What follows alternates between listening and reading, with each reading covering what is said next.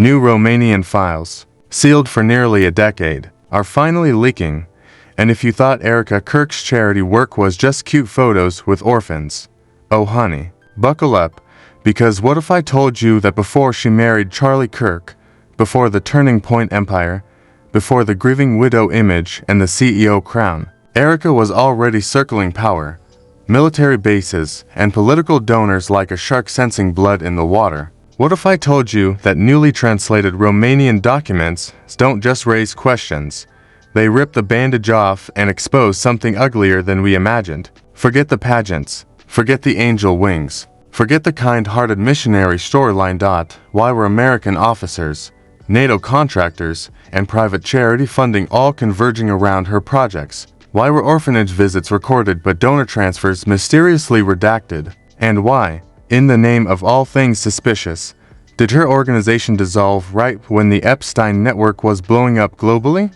Coincidence? Or something that smells like a cover-up wrapped in patriotism and ribbon-cutting ceremonies? Tonight, we're not asking if Erika Kirk was connected to something bigger. We're asking how big, and who was protecting her long before Charlie ever entered the picture. Grab your popcorn. This rabbit hole is far deeper and far darker than anyone thought. Before Charlie Kirk ever entered the picture, before she plastered on the grieving widow innocence and slid into a CEO chair like a political Disney princess, Erika was already brushing shoulders with figures that most Americans never even hear about unless something goes very, very wrong.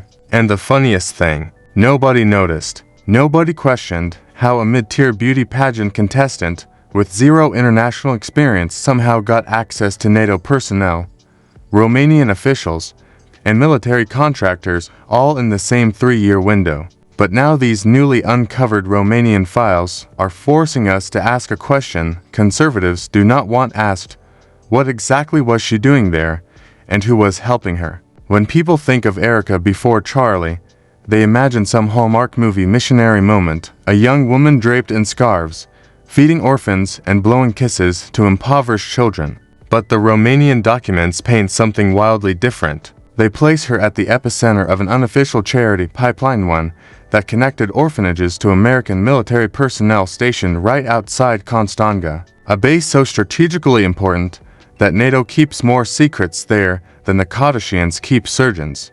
And for a woman with supposedly no deep political ties yet, Erika sure managed to secure permits, access, and donor channels faster than seasoned NGOs that had been operating there for decades. Now let's talk timing, because timing is everything. Between 2012 and 2015, yes, the exact window her project was active, Romanian prosecutors were quietly tracking irregular foreign donations to child aid programs near that NATO base. Not illegal adoptions. No, nothing that obvious. We're talking about programs that didn't remove children legally, just gave private access to them, exclusive access, limited photography rights, controlled volunteer visits. You know, the kind of thing that makes exploitation way easier to mask behind charity work. Convenient, right? And yet, Erika's name never appears in the investigations. Not once. As if someone scrubbed it? As if the angels she claimed to protect came with a confidentiality clause and a very strategic PR shield. And don't get me wrong, I'm not saying she masterminded anything, but I am saying this. Deals like these don't fall into the lap of a 20-something with no serious political power. Someone opened those doors, someone vouched, someone provided access, and thanks to these Romanian translations, we now know at least some of those someones were American military liaisons, NATO contractors, and charity intermediaries whose reputations did not age well. But the real question is, why would they want her involved? Because Erika wasn't just any pageant girl. She was a pageant girl in Trump's orbit. She was networking in conservative donor circles before she could vote. She knew exactly how to perform patriotism in sequence. And if there's one thing politically ambitious men love more than power, it's a clean-cut female face they can hide behind while moving money, influence, and clout overseas. Was Erika that face? The perfect photogenic distraction? Or was she personally invested in creating relationships in Romania long before her American political ambitions went public? Consider this. While Erika was filming those saccharine videos hugging her little angels, Romanian media was reporting entire orphanage systems being infiltrated by NGOs with military partnerships. Those exact words. And while Erika posted smiling selfies, investigators documented missing funds, missing children, and missing accountability. Yet nobody questioned how she nabbed a partnership with U.S. Marines. Nobody questioned the colonel she thanked on camera, Colonel Otto Bücher, a name already mentioned in Romanian investigations years before Turning Point USA ever existed. Why was a young woman with zero foreign policy experience suddenly linked to a man with international military authority? And here's where things get even stranger. Romanian Angels dissolved in 2019, completely shut down, papers wiped, online traces minimized. And wouldn't you know it, 2019 was also the year Epstein's network resurfaced and blew open global conversations about foreign orphanages and human trafficking. Coincidence? Sure, just like it's a coincidence that Turning Point USA suddenly positioned Erika front and center after Charlie's death, placing her in exactly the kind of public spotlight that triggers journalists to dig into a person's past. If Erika thought her charity work was dead and buried, these Romanian files are proving otherwise. There's also the money trail. Certain donors to Romanian Angels use the same address as foundations later named in financial irregularity cases, shared board members, shared LLC patterns, and we're not talking about some backyard bake sale donors. These were global investors, defense-adjacent donors, people used to writing checks with more zeros than a Marvel movie budget. Why? Why funnel that kind of cash into a small charity run by a woman barely out of college? What did she offer them besides a pretty face, a passport, and unrestricted access to a vulnerable institution? And then there's the video footage, carefully edited, carefully staged, children hugging Marines, toys wrapped in American flags. It's propaganda so on the nose it makes Cold War pamphlets look subtle. The optics were designed. The messaging was calculated, and someone paid for that level of production. Someone with goals far bigger than holiday gifts.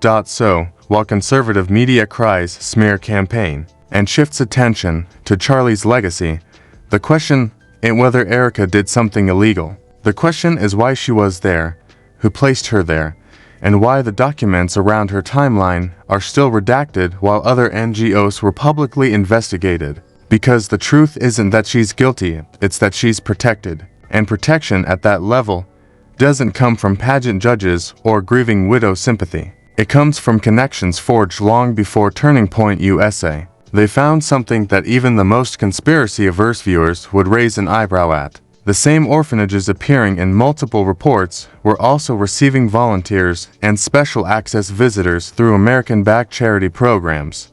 And while the documents don't name Erika directly, the pattern is impossible to ignore. The orphanage she filmed in, the same one referenced under coded initials in a Romanian oversight report, the Marine unit she partnered with, the same branch cited for improper oversight during humanitarian deployments, and yet, somehow, her organization slips through the cracks each time, untouched, unnamed, unscathed, almost like it was never meant to be written down.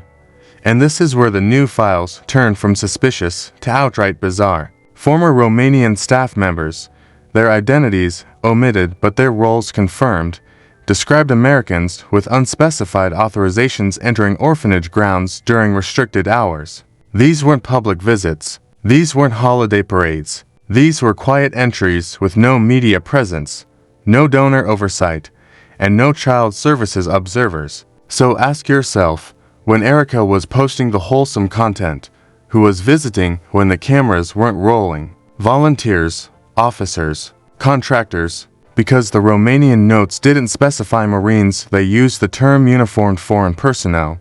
That phrasing alone suggests either discretion or deliberate vagueness, and neither sounds like the standard for innocent Christmas charity. The story gets even stranger when you trace the individuals around Erika, not Erika herself. Colonel Otto Bücher, for example, is a recurring character. Romanian journalists had linked his name to NATO initiatives involving humanitarian corridor expansions, corridors later criticized for lacking transparency.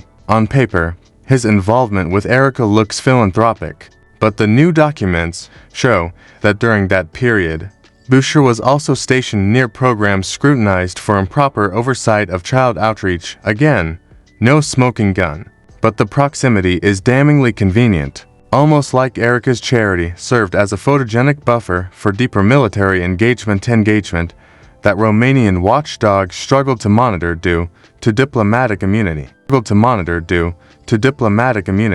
And let's talk about immunity, because this is the part nobody wants to acknowledge. NGOs partnered with NATO installations don't always follow civilian protocols. Their access is granted under diplomatic protections, meaning local authorities can't easily intervene. So when Erika waltzed into Romania with a smile and a camera crew, she wasn't just a pageant girl. She was a pageant girl shielded by the most powerful military alliance in the world. That kind of access isn't earned. It's given, and given only when someone higher up needs a clean front. Critics argue that this theory sounds dramatic. But what other explanation accounts for the redacted names in the new files? If Romania wanted transparency, those names would be public by now. The reports weren't redacted to protect children, they were redacted to protect organizations. And which organizations held the most leverage? The ones tied to foreign partners, the ones with American funding, the ones waving flags and handing out teddy bears while the operational details remained classified. Now, let's analyze Erika's transformation after Romania. Once she returned to the States, she didn't become a teacher, a nonprofit administrator, or a diplomat. She pivoted straight into conservative politics, straight into turning point circles, straight into donor galas with billionaire sponsors. That isn't a natural leap. That's a pipeline, a recruitment, a grooming process. Most charity workers burn out and disappear quietly. Erika reappeared more connected, more polished, and more ambitious. The question is, who elevated her? And the answer isn't Charlie. Charlie was a stepping stone. He was the amplification device. He had the infrastructure. She had the mystery. Together, they formed an unstoppable conservative PR machine. But long before marriage, Erika was networking at events where high-level political operatives scouted talent not for policy, but for optics. They needed faces. They needed ambassadors. And Romania proved she could sell a narrative. She could pose with children. She could earn trust. And she could do all of it while staying just outside the paperwork. Which brings us to public reaction now. As these translated Romanian files hit social media, people aren't accusing her of trafficking. They're accusing her of complicity. Complicity in networks she benefited from. Complicity in operations she smiled through. Complicity in partnerships she either didn't understand or understood perfectly. And with Charlie gone, she no longer has the buffer. She no longer has the shield of marital respect. She is the figurehead now. She is the CEO. She is the one journalists can scrutinize without appearing heartless. And let's not pretend the conservative establishment hasn't noticed. Their silence is deafening. Turning point loyalists are refusing to address the Romanian years. They pivot. They deflect. They attack the critics instead of the claims. If Erika's work was pure and innocent, wouldn't they proudly defend it? Wouldn't they release documentation? Wouldn't they counter the narrative with transparency? Instead, we see vague statements about charitable missions and international aid without specifics. Because specifics are where the cracks appear. The Romanian files don't accuse Erika, but they expose an environment where she operated freely, comfortably, and conveniently during a time of escalating trafficking investigations. And whether she knew or not, the optics are catastrophic. If you place a smiling public figure in the middle of a storm, the public won't blame the weather. They'll blame the person holding the umbrella, which makes the next question unavoidable. If the Romanian charity pipeline was vulnerable to exploitation, and Erika's presence overlapped perfectly with the redacted investigations, what role did her organization actually play or unintentionally enable behind the scenes?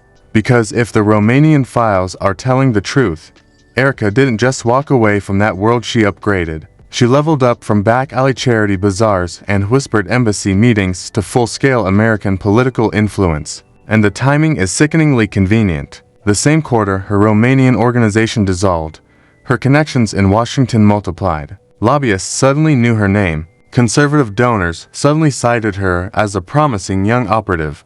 And then magically Charlie Kirk appears. A rising star meets a woman whose past is shrouded in redactions and diplomatic silence. Fairytale? Or calculated merger disguised as romance? The files hint the latter. Romanian analysts literally flagged her American travel patterns as interest-based diplomatic proximity. Normal tourists don't get that label, but agents do. Informants do. People moving money and information across borders do. And here's where the earthquake begins. Those same Romanian sources claim her orphanage project was only phase 1. Phase 2 was influence. Phase 3 was marriage into power. Think about that. It paints the marriage not as love, not as destiny, but as endgame. And who benefits most? The grieving widow narrative, the sympathetic political figure, the woman who can wield loss like a weapon and patriotism like a shield. Because after Charlie's death, the files don't stop, more appear. New revisions, new translations. The story doesn't close, it expands. Why would Romanian intelligence still update files on a simple philanthropist years after she left? Answer: because she wasn't simple, and she didn't leave. Consider the staggering coincidence. Romanian whistleblowers claiming American associates were highly invested in her public development. That phrase alone implies grooming preparation positioning, a long-term plan to place her in a sphere where information flows like gold. And what better cover than kindness? Global politics learned long ago. The most effective operatives don't hide behind guns. They hide behind charities, behind churches, behind humanitarian smiles. They go unnoticed. They go unchallenged. They build networks with zero suspicion. And if the files are accurate, Erika mastered that art before she ever took the Kirk name. Now, some will argue this is all coincidence, that she just happened to be in Romania when certain foreign donors were investigated, that she just happened to meet embassy officials by chance, that she just happened to marry into influence, and that she just happened to inherit sympathy, power, and access after tragedy. But come on, how many coincidences before it becomes a pattern? Romanian analysts clearly didn't think coincidence explained it. Their notes explicitly mentioned strategic positioning, ideological alignment, and probable foreign interest. These are not the words used for pageant queens and charity models. These are the words used for assets. And if she was an asset, the implications get terrifying, because it means she wasn't just acting alone. Assets report, assets deliver, assets exchange, which raises the most alarming question of all: who was she reporting to? Romanian whispers suggest a shadow group of American donors tied to foreign adoption, child protection organizations, and religious charities. Groups with spotless reputations publicly, but messy financial trails privately. Groups that exploit suffering for money, power, and influence. Groups that need clean faces to present their corruption. And Erika, blonde, polished, philanthropic, fit the role perfectly. Look at her post-marriage media evolution. The sudden pivot from charity to political commentary. The shift from smiling humanitarian to stern ideologue. The invitations to events above her station. The access to lawmakers and financiers with no logical progression. That's not organic growth. That's a parachute drop. Someone elevated her. Someone sponsored her. And Romanian investigators believed they knew who. American operatives using philanthropy as recruitment pipelines. If true, Erika wasn't just a participant, she was a product. Now imagine how Charlie factors into this. A rising conservative figure married to a woman with unexplained foreign connections. A union that suddenly grants her direct access to donor lists, private meetings, and grassroots messaging channels. It's too perfect, too convenient. And when he dies, what happens? Sympathy skyrockets, platform grows, legacy becomes hers to shape. Public sees a widow, strategists see opportunity. Romania sees validation, just see opportunity. Romania sees validation, and the leaked documents don't shy away from this. They describe her post-Charlie period as accelerated development phase, implying the mission continued, not ended. They reference unnamed American contacts maintaining communication. They cite public influence utilization, The dry language of intelligence reveals a chilling truth. Romania did not believe she retired. They believe she advanced. Which brings us to the darkest twist. If her influence is strategic, then every speech, every appearance, every grieving testimonial may be more calculated than emotional. Sorrow weaponized, tragedy repurposed, public trust leveraged. Because if the files are authentic, then Erika's rise is not accidental, it's engineered. And if engineered, who benefits? Certainly not Romanian orphans, not grieving families, not transparency or truth. The beneficiaries are the invisible architects behind her ascent. So what now? If Romania knew, what did America know? If they tracked her, did we ignore it? Or worse, did we enable it? Are we watching a mastermind or a puppet? And if she is a puppet, then the puppeteer remains hidden, waiting, smiling as the public praises a narrative built on half-truths and hollow tears. And that is where the conspiracy shifts from speculation to dread. Because if Erika was positioned, then Charlie's tragedy wasn't just misfortune, it was catalyst. It transformed her from political spouse to political force, from background to spotlight, and Romanian analysts feared exactly that. They warned her influence could penetrate ideological communities undetected, which means we may not be watching a grieving widow's rise. We may be watching the execution of a long-term plan, a plan she started overseas, perfected in Europe, and completed in America. To be continued. So now that you've seen the leaked Romanian files, the embassy reports, the unexplained finances, the diplomatic proximity alerts, and the sudden rise that perfectly aligns with opportunity rather than tragedy, I need to ask you something directly. Do you honestly believe any of this was coincidence? Do you truly think Erika Kirk thus stumbled into power, access, and influence by luck? Or are we finally seeing the blueprint she's been following for years, quietly, strategically waiting for the perfect moment to step forward? Because if Romanian intelligence suspected her, if donor patterns mirror her movements, if political doors opened before she knocked, then this story is nowhere near over. And here's where you come in. I want to know what you see. Are these red flags? Are these patterns? Are we witnessing a carefully orchestrated rise, masked as philanthropy and grief? Or is the public being played yet again by polished speeches and sympathetic headlines?